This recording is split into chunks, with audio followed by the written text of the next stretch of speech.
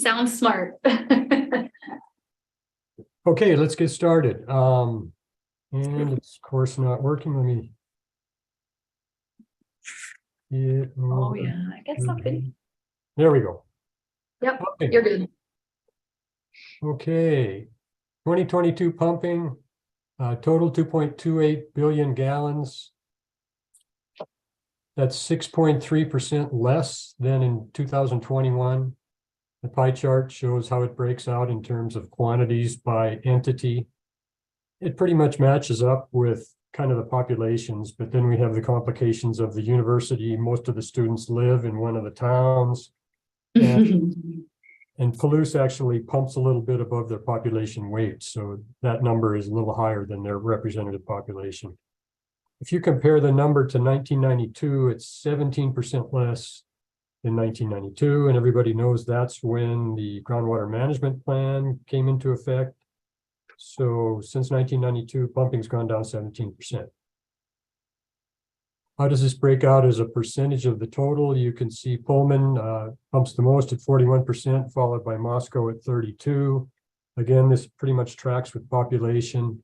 And you go down to Palouse, 3% of the pumping, but they have probably only between 1 and 2% of the population. This is how the pumping in 2022 breaks down by entity compared to 2021. Palouse was up 6% last year. And on the other end of the scale, Moscow was down 10%. You can see how the others fall in between those two numbers. For all of these bar charts like this, the red bars represent more pumping than normal, or drier than normal, or warmer than normal. So think of warm as red and cool and watery as blue. This is how it compares to the 5-year trailing average. And one of the things that I think people are starting to come up to speed with is, the weather changes kind of drastically year to year. And it turns out 2021 and 2022 were kind of a good example of that. So when you just compare to the previous year, you can really throw yourself off if you don't consider what the weather differences were between the 2 years. So a 5-year average tends to at least smooth out the weather changes year to year a little better than just comparing to the last year. So that's, again, how the entities pan out according to the 5-year average. And then here we go against 1992. And you see that down at the low end of the scale, UI domestic is down 68% from what they pumped in 1992. And a lot of that has to do with their process water and recycling the water that they use in their labs instead of just pouring it down the drain. Pullman's up 10%, but their population is up quite a bit since 1992 also. So, it's kind of what you would expect to see. But with the exception of Pullman, who has grown their population more than anyone else, everyone is pumping less than they were, over 30 years ago, or this would have been 30 years ago. Okay, this is one of the ones that gets kind of busier with all the numbers. The orange graph, or the orange line, is last year's pumping. And so the 2022 pumping is this one down in the lower right-hand corner. The blue line with the yellow dots, that's the 5-year trailing average. So what that does is it takes 5 years prior to the current year and averages that up. Okay. When you look at pumping, you need to say, well, compared to what? And so compared to what really does make a difference. So if I compare to 2021, you can see that it's down 6% from 2021. But you can see for some reason 2021 was quite a bit higher than 2020. We have this little dip in here, which is probably a COVID dip. But a lot of this is also weather. And you folks who lived through last year and the last spring up there probably remember that the spring was really wet and cold. And if you can remember all the way back to 2021, you'll remember that the spring was warm and dry. And so when you compare to 2021, you're really throwing the weather into the mix. And unless you consider that, you're going to come up with some issues. And so I think of comparing to the previous year as, what have you done for me lately? Okay. You can compare it to the 1992 number. You go way over here to the other end of the scale. And I think of that as, look how good we've done, right? And it really is a good amount of pumping reduction. But when you look across the country, in a lot of places, pumping has gone down in the last 30 years. And a lot of that has to do with technology. A lot of it's conservation, but a lot of it's technology. So the technology has really improved. People have been aware about water being a critical resource. So the combination of that in many cities across the nation have caused the pumping to go down over the same amount of time. If you look at the 5-year trailing average, which would be this number right here in the kind of yellow orange, you see that we're down 3% from the 5-year trailing average. So basically it was a good year in pumping. If you figure the 5 previous years kind of averaged out the weather extremes. And it really turns out that the 5-year trailing average is what was intended in the groundwater management plan. So that was what the groundwater management plan stated as their 1% increase target, was 1% increase from that 5-year average. This breaks it out as kind of a stacked bar chart. And this illustrates that the pumping was kind of constant, went up for a while in the 90s, but then has kind of been gradually but steadily proceeding downward since then. So it plateaued and it's been going down since the early 2000s, pretty consistent. And here it gives you another idea of kind of the percentage of the pumping. The purple bars on top are Palouse, the city of Palouse. So even though I present large percentage change numbers for Palouse, that's really not large absolute gallons percentage changes. So a 10% change in Palouse's pumping doesn't really make as much as difference as like a 1 or a 2% change into the Pullman and Moscow pumping. These are the targets that PBAC has been measuring against since 1992.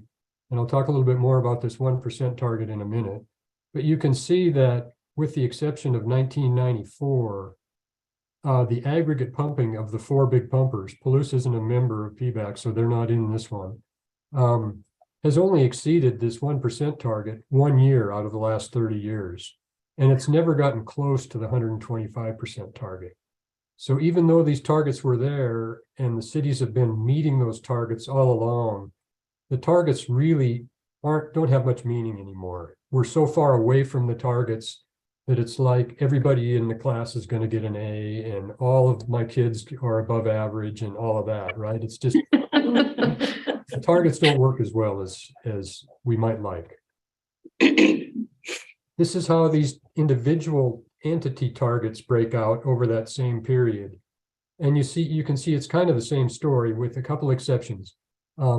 Pullman last year in 2021, not 2022, but in 2021, for the first year in their history, they went over the 125% target. So when you think about the groundwater management plan having been written, hoping to have the solution in place within about 20 years, and now it's been 30 years, and Pullman has only exceeded the ceiling target once, really that's not such a terrible thing. And then this past year, 2022, they were back underneath that ceiling. Moscow was above this 125% ceiling and the 1% ceiling quite a bit in the 90s. But then in the early 2000s, when they really started cracking down on conservation, you can see that their pumping went down pretty drastically, and it's been down ever since. And they haven't really threatened either of those targets since the mid-2010s. WSU and UI, of course, have always been under both of the targets, and UI has been under so far that you could fit probably 3 times UI's current pumping under what this incorrect 1% target would expect you to meet. Okay, here's a side trip. And for me, side trips sometimes get into the weeds. So this is going to be kind of a weedy one for some folks. We go back to this aggregate pumping and the 1% and the 125% targets. And this is what the groundwater management said the 1% target should be. So what they said was the annual pumping increase. So that means each year, the pumping increase for next year should be equal to 1% of the pumping volume based on the moving average. Okay. So what PBAC has been reporting all these years is they took the 1% of the 1986 to 1991 average, and they just kept adding that 1%, that same number on every year, and said, well, the target's going to go up that same amount every year. But really what the groundwater management plan expected you to do was each year calculate that moving average, which is this blue line, and then take 1% of that average, add it to our current pumping, and say, this is what our target is for next year. So all these years, for 30 years, that's really kind of been a bogus target. And I've been kind of pointing this out to folks along the way, but you know, both of these targets really are based upon a groundwater model that was flawed. And so this is why I say it's in the weeds. Targets don't really matter. They're not tied to a model that's really valid. So it doesn't matter. But at some point, I think the committee needs to talk about targeting the future and how they want to try to limit their pumping in the future or not, depending upon what our current understanding is.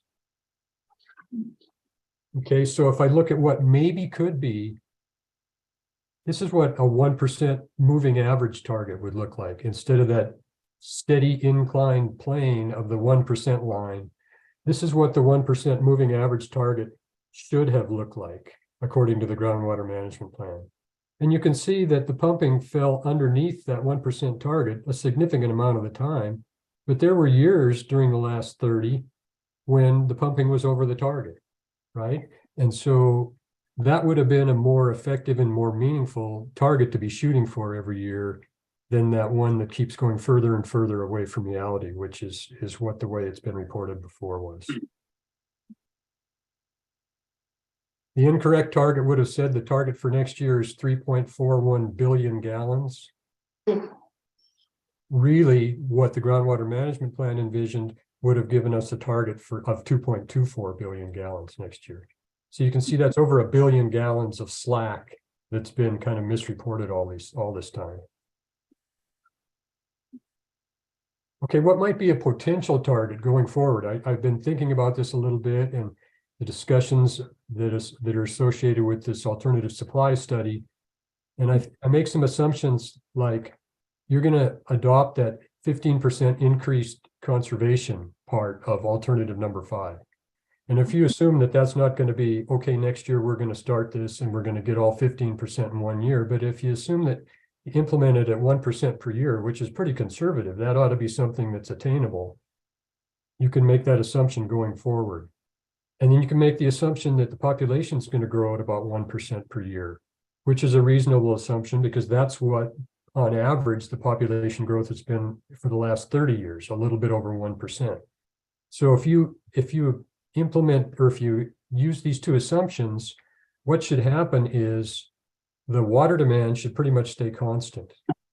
You have 1% more people living here every year, but there's 1% more conservation for everybody that lives here. So everybody's more efficient at how they use the water, but there's just more everybody's around using it more efficiently. And your demand should stay pretty much constant. So the way that you can implement that in a target going forward is a 0% moving average target. Okay, you don't want to compare yourself just to last year because the weather's going to get you half the time and the weather's going to let you off the hook half the time. So if you use that 5-year moving average and say we want the increase to be 0% of the 5-year moving average target, or basically we want to stay at the 5-year moving average. That's what your targets would look like. And you can see that the 2023 target then would be here. This is the 2022 pumping. So you have some room in this 2022 to 2023 area, but that's because 2022 was less than this 5-year moving average. So you did good last year, but the average is still higher. So your target gives you some slack for the next year. So that's the kind of thing I would think you might have discussions about moving forward if you're going to talk about targets and how do we measure if we're meeting our targets. You might use that 0% moving average. That would come pencil out to 2.27 billion gallons next year. Okay, off of the side road now, back to how the pumping breaks down by month. You can see that most months are, between 5 and 7% of the total. But in the summer months, you get some pretty heavy pumping. Here you can see last year between June and September, it was 50% of the total pumping happening during those 4 months. If you look in 2021 and you just kind of can look at June and July, you can see that in June of 2022, 7% of the total was pumped, 2021, 12% of the total. And again, in July, 15% in 2021 and 13.7% in 2022.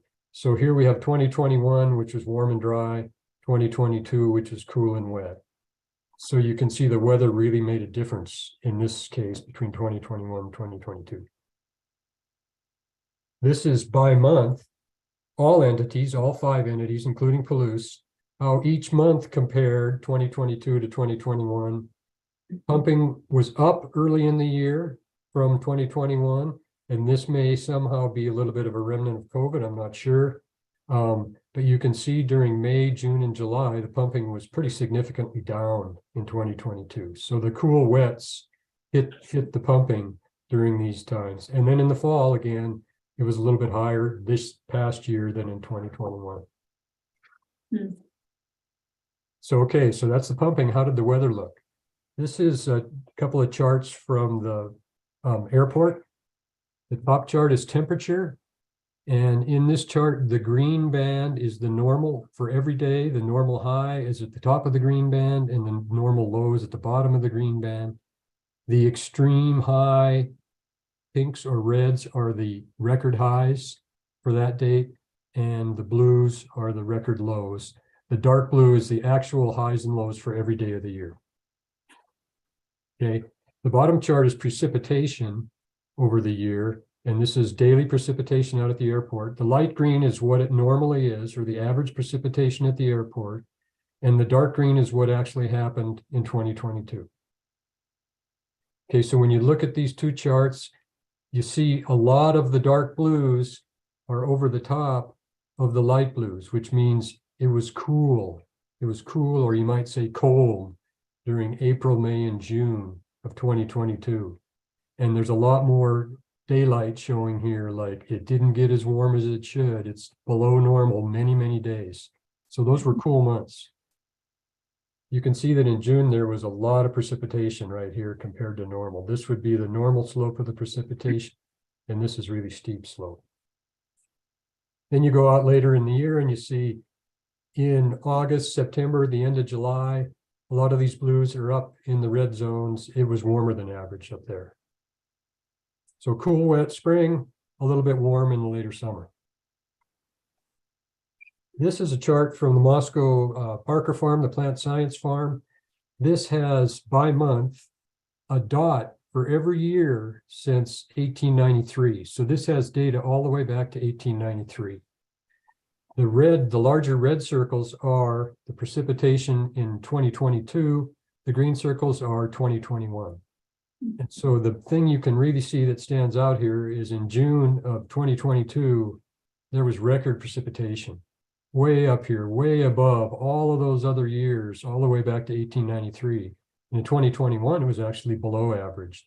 So there was a big difference in precipitation in June, and also a pretty big difference in May.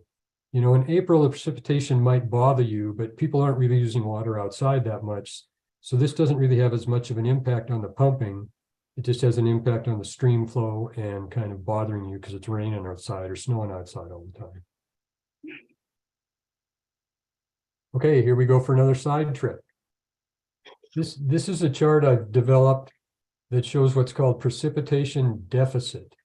And what this does is it estimates how much water it takes to ideally grow an acre of turf grass. Okay, and there's research data that shows how much data, depending upon where you're at, what type of climate you have, how much pumping it takes, how much water it takes to ideally grow turf grass. And you can get an average value, and I'm using the average value from 2006 to 2016 because that's what I have data for. And then I use evaporation data from the plant science farm to estimate how things compared in any individual year to that average. So in 2021, if you look back in 2021 during the irrigation season, April through September, and a lot of people might quibble about April being irrigation season. That's kind of a standard irrigation season across reporting. In April, for example, you had to apply 59,000 extra gallons for every acre of turf grass to give it as much water as it needed. In June, you needed to apply 78,000 gallons for every acre of turf grass to give it what it needed. If you go into 2022, you see all these bars are blue up until August. So what this says is you really didn't need to put any irrigation on your turf grass until August of 2022. It was so wet and so moist that the grass really didn't need to get watered because there should have been enough water in the soil profile for that grass to do fine until August. So you can compare these 2 years to each other, and you can see that in 2021, it took 255,000 gallons for every acre of turf grass to keep that grass growing just like you'd like it to grow. In 2022, there was extra water. You really, except for August, didn't need to put any water on there. If you look at the difference in pumping between 2021 and 2022, that was 154 million gallons. And if you look at the pumping difference just between April and September, it was 212 million gallons. So in 2021, 212 million gallons more water was pumped than in 2022. If you assume that like 75% of this April through September pumping extra was associated with grass, turf grass, that's about 160 million gallons. And I would think this is probably a pretty conservative estimate because it may be more than 75% of that water is going to grass. But I assume there are trees and swimming pools and things like that that use water outdoors that aren't associated with the grass. So you take that 159 million gallons and you divide that by how much water it takes to grow grass, you come up with about 490 acres of irrigated turf around the basin that's using that water to keep that grass nice and green. And for comparison, I think the WSU golf course is about 100 irrigated acres. So if you pull the WSU golf course out of that, there's about 400 acres or so of irrigated turf grass around these towns and around the basin that are using the groundwater every summer. Okay, since I've given you all those numbers, make sure